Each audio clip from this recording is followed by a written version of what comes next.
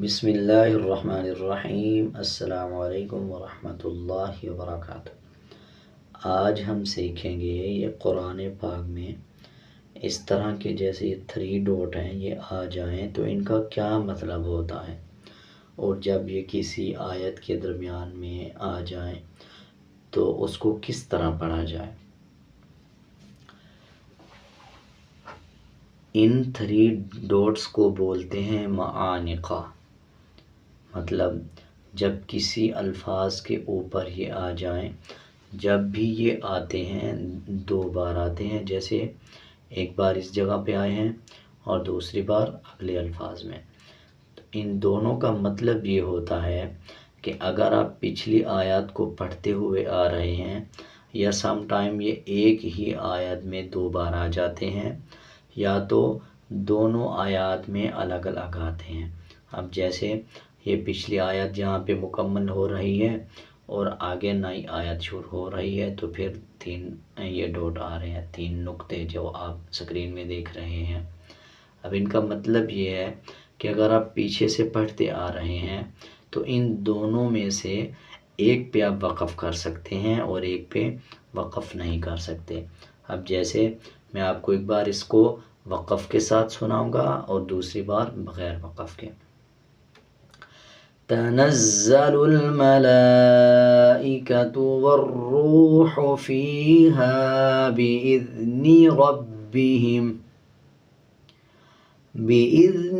ربهم من کل امر۔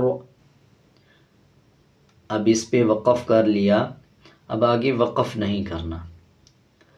سلام ہی حتی مطلع الفجر۔ اب اس پہ اگر وقف نہیں کریں گے پھر اس پہ وقف کریں گے اور آگے پڑھیں گے، مطلب ان دونوں میں سے ایک پہ وقف کرنا ہے اور ایک پہ نہیں کرنا۔ اب پہلے ہم نے اس پہ وقف کیا اور پھر آگے پڑھا، اب اس پہ وقف کریں گے اور پھر آگے پڑھیں گے۔ تنزل الملائکۃ والروح فیہا بإذن ربهم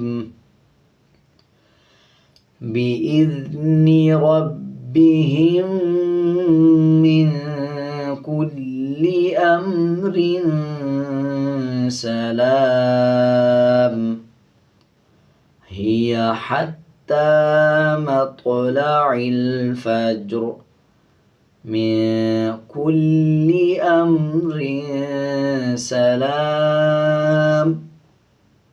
دونوں میں سے ایک پہ وقف کریں گے اور ایک پہ نہیں کریں گے۔ اگر آپ اس پہ وقف کریں گے امر تو آگے ملا کے پڑھنا ہوگا، اور اگر آپ اس پہ وقف نہیں کریں گے پھر یہاں پہ وقف ہوگا اور آگے ملا کے پڑھنا ہوگا۔ اس پہ وقف نہیں ہوگا تو پڑھیں گے امر سلام، اور اگر اس پہ وقف ہوگا امر سلام ہی حتی مطلع الفجر۔